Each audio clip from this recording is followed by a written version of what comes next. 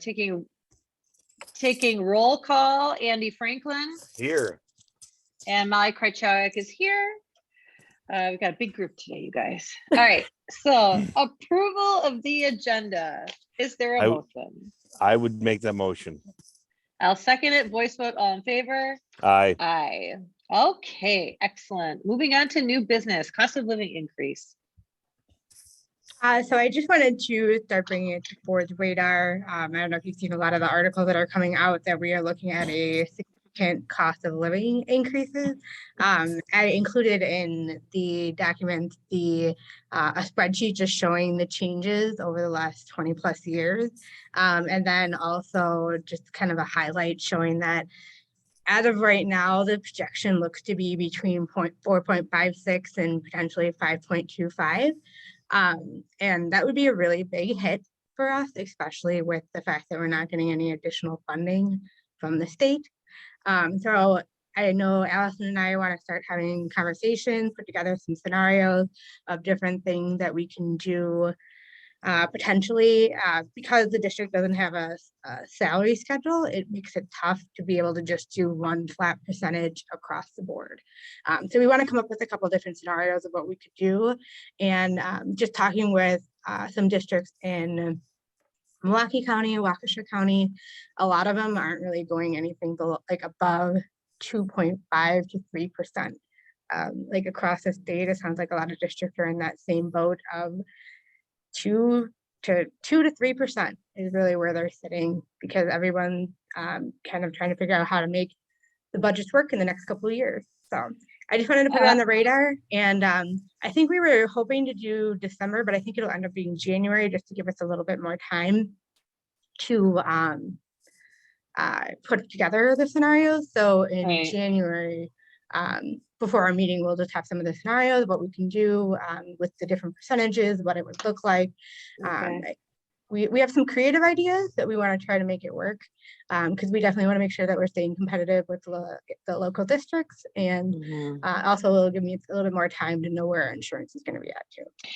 So is there, just a quick question, is there on your radar a plan to create a salary schedule? Is that something that's in the long-term vision?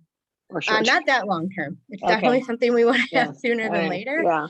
We're kind of hoping, I've gotten the salary schedules for a couple other local districts just so we can try to stay comparative to where they are. But I know Allison and I have talked that we want to basically just put up where everybody's at, years of experience, and then see if we can figure out a way to just make things a little bit more equitable across the board. Okay.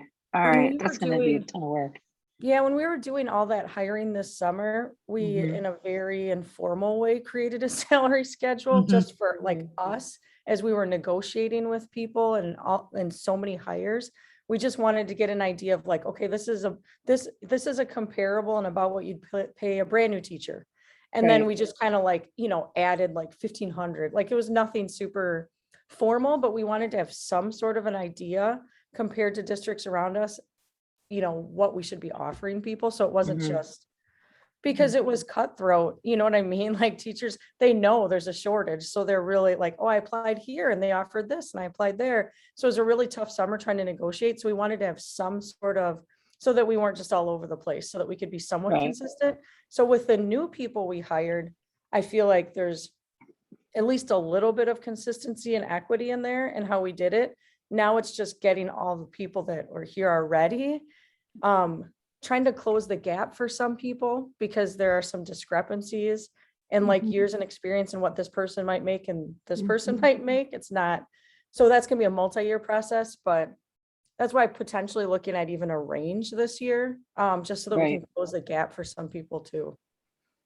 Okay. And then the other question I have is, in the past, thank you. In the past, I feel like when teachers got their contracts and knew what actually they were going to make was all over the place. Is the plan this year that teachers have their contracts in May and know what their salary for the next year is going to be in May? Okay. Probably even earlier. Awesome. I think we're hoping like April. Yeah. That's awesome. Okay. Fantastic. And the other thing is, I really want to, like, I know a lot of people came to me with questions about how raises were distributed this year, and the way our district is set up, we have our base pay, our supplemental pay, and then like the gross pay. And I just want to be able to educate people that that base pay is what your CPI increase is based on. It's not based on your total contracted amount. Right. So it's just one of those things that we want to be able to get it figured out, and like Allison said, you know, have it out in early spring. So Yeah, I don't think a lot of people really get what that CPI increase is, and that's based on the base pay. And I think that the more you talk about it, the more people really understand that they're not getting CPI for what they're making necessarily, and it depends on how the district figures out how to disperse that money equitably, right? Yeah. exactly. Okay, So I Andy, do you just- have a question? Well, yeah, just a couple quick follow-up. First of all, I do want to echo what Molly said. I think it's good to have a schedule, if at the very least as a guideline. I like the idea, by the way, what I'm hearing about, you know, trying to make it, you know, more, I mean, I hear, you know, an effort to try to make it more transparent, which is good, because when we explain these things, oftentimes it feels like we're just, you know, throwing money you know, at you know, from a pot at people. And you know, so charting it out and making it more visual, I think it's a really helpful tool, you know, for us, and to just kind of itemize how teachers are paid and where their salary comes from. It's a good idea.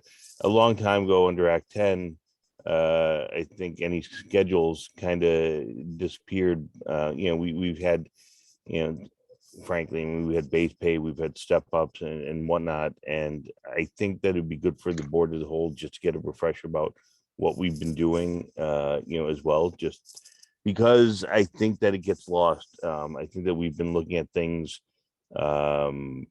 insular, in a more insular way in the past when we had made, you know, these increases. So I think bringing it to the board and saying, look, this is what we've done before, this is what we're trying to go for, and this is, you know, not getting us. And my opinion is, I don't think we ought to have a schedule that is, you know, 100% rigid, because then you're going to have those people who negotiate. And right now there is a shortage, but I definitely think that having that guideline as a framework is a good idea. So whatever it ends up is great. Also, I think this 2 to 3% probably makes a lot of sense. I don't know that we've ever had anything more than that.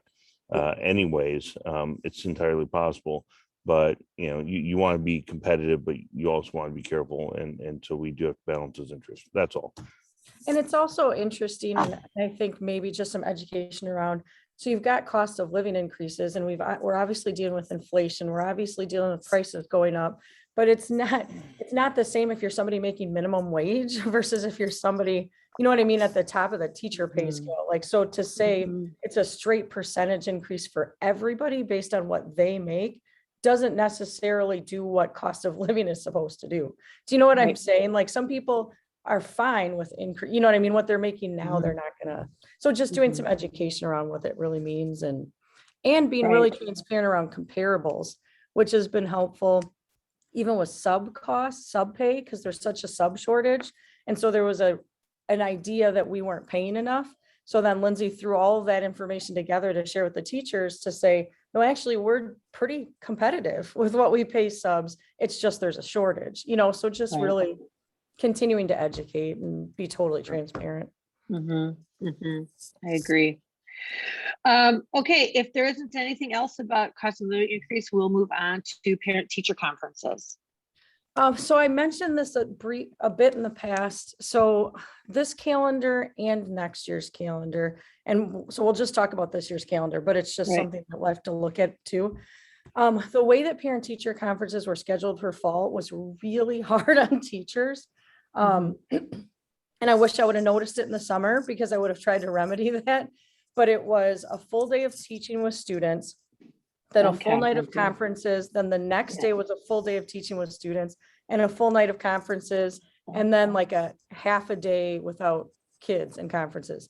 So as you know, Molly, because I can tell from your facial expression, I feel bad that I missed that. Oh my God. I know. And I was like, just having that middle day with students coming back is like just too much. So that's how it's scheduled for spring.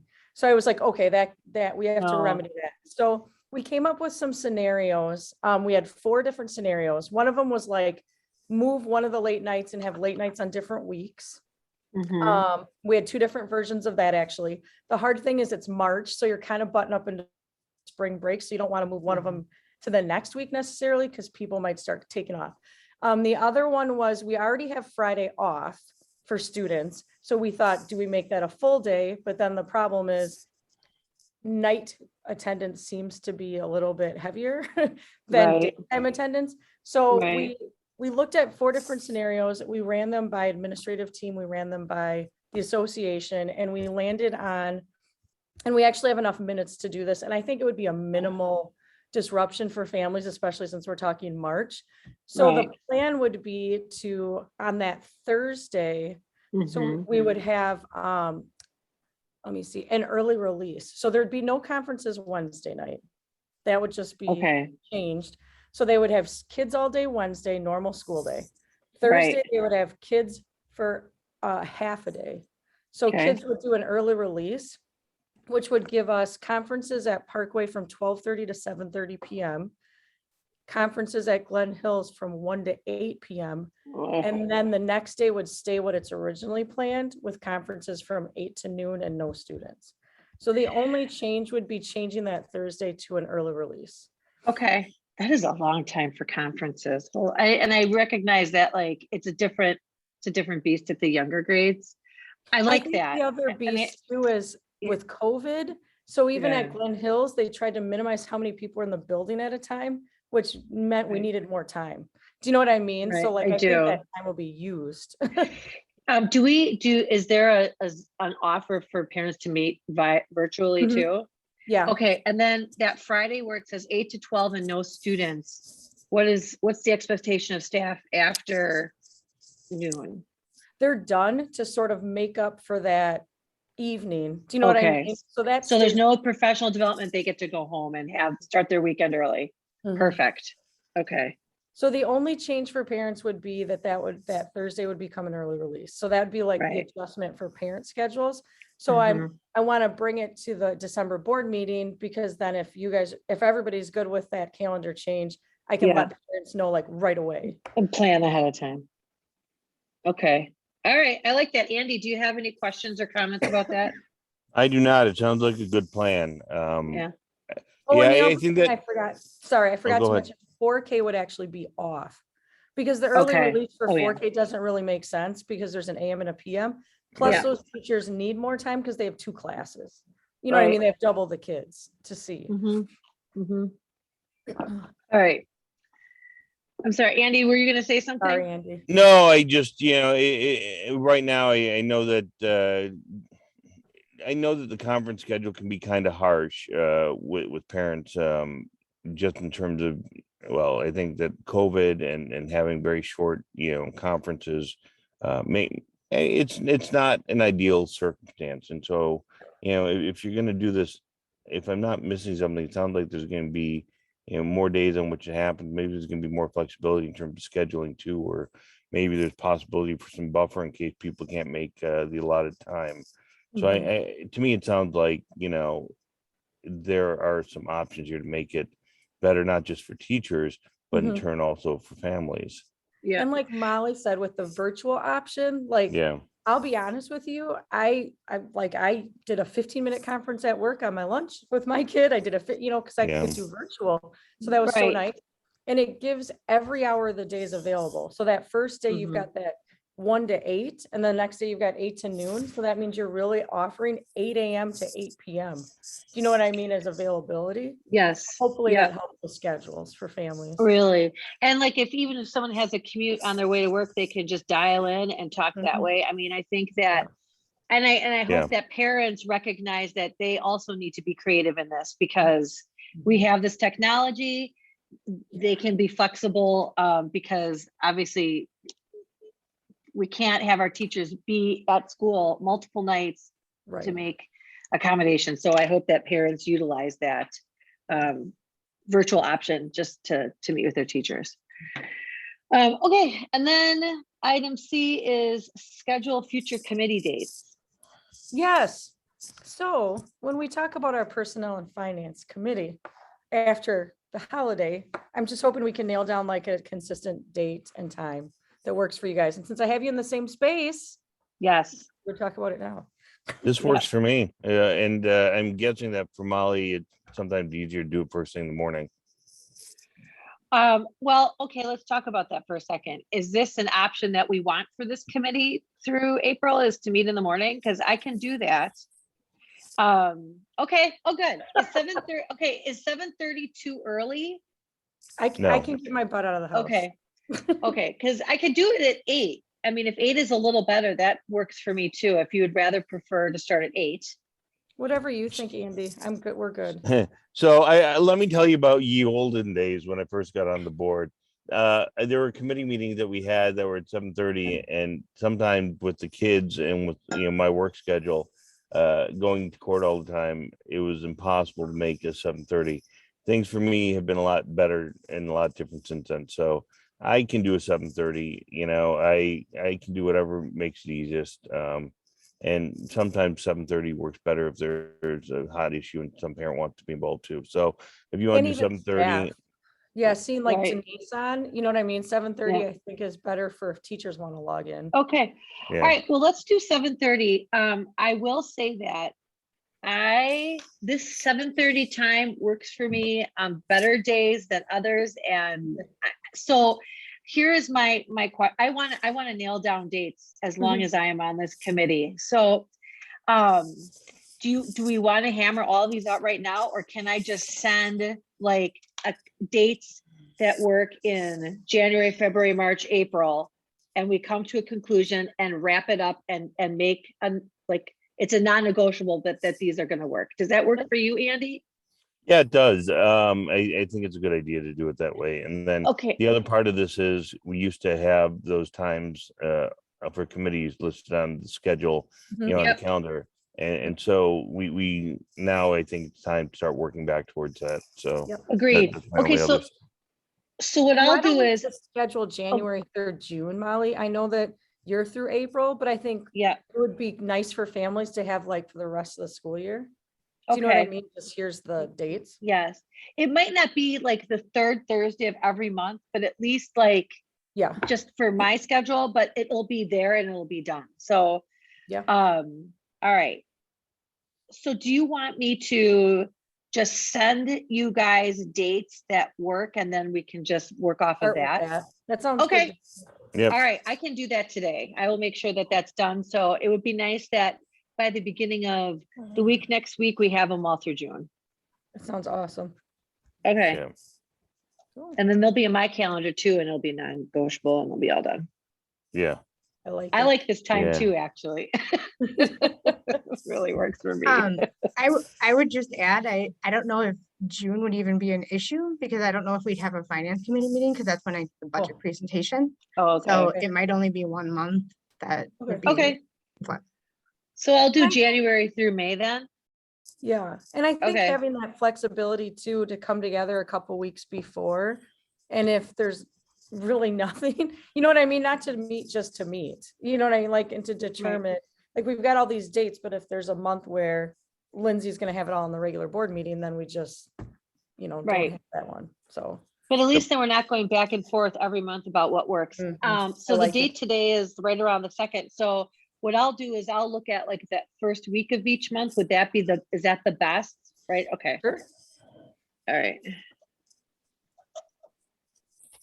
All right. Cool. Well, thank you guys for that. Sure. I like this a lot, actually. All right. Yeah.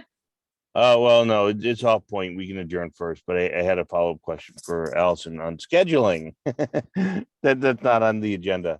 Okay. So then we're going to move to visitor participation. Visitors may speak on any non-agenda item at this time. State law and our board policy may limit school board's response. Is there anyone from the visitor section that has a comment or question? I will take that as a no. And that leads us to item 4, which is a motion to adjourn. So moved. I'll second that. Voice vote, all in favor? Aye. Aye. Okay, so I will